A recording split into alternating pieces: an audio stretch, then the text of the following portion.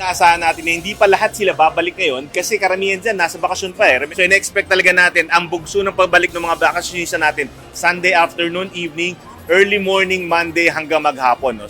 Maluwag at kalmado pa ang senaryo ngayon sa Parañaque Integrated Terminal Exchange o PITX. Ngunit pagsapit ng linggo, inaasahang dadagsana ang mga pasaherong pauwi na galing sa holiday vacation. Ayon kay Jason Salvador, Corporate Affairs Head ng PITX, kung gaano karami ang bumiyahe papunta o galing sa mga probinsya, ganoon rin karami ang inaasahang bulto ng mga pasahero sa terminal. Kasabay ng holiday season, umabot pa ng halos 200,000 ang foot traffic o mga individual na dumaan sa PITX sa mga huling araw ng 2025. Kumpara ito sa normal na dami ng mga pasahero sa regular na araw na umaabot lang ng nasa mahigit kumulang 100,000 pasahero.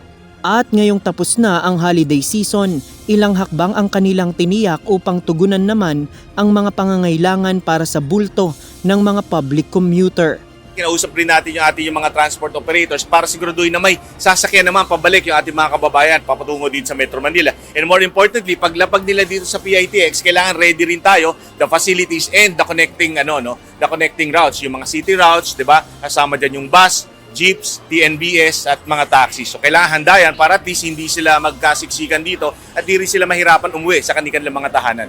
Batay na rin sa mga datos sa mga nagdaang taon, inaasahan ng pamunuan ng PITX na sa Lunes ang pinakamaraming biyahero na dadaan sa terminal at dediretso papasok sa kanilang mga trabaho.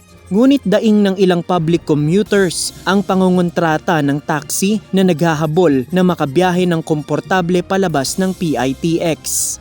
Aminado naman ang PITX sa problema sa pangungontrata ng ilang taxi drivers sa mga pasahero.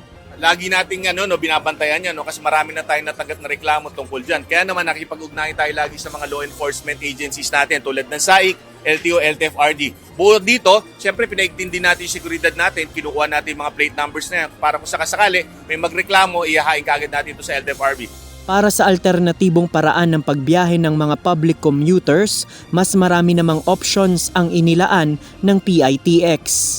Naglagay na tayo ng mga DNBS dito, motorcycle taxis at pinarami pa natin yung ibang ruta ng mga jeep at modern jeepneys natin. Para sa ganun, may options yung ating mga kababayan and lalo na ngayon, hindi naman sila mahihirapan kasi may LRT station tayo dito. Payo ng PITX management, maging mapagmatsyag sa mga kapaligiran at magbaon ng mas maraming pasensya dahil inaasahang magkakasabay-sabay ang mga biyahero, gayon din ang mabigat na trapiko. JP Nunez, UNTV, News and Rescue. Diyos ang aming sandigan, serbisyo publiko ang aming pinahahalagahan.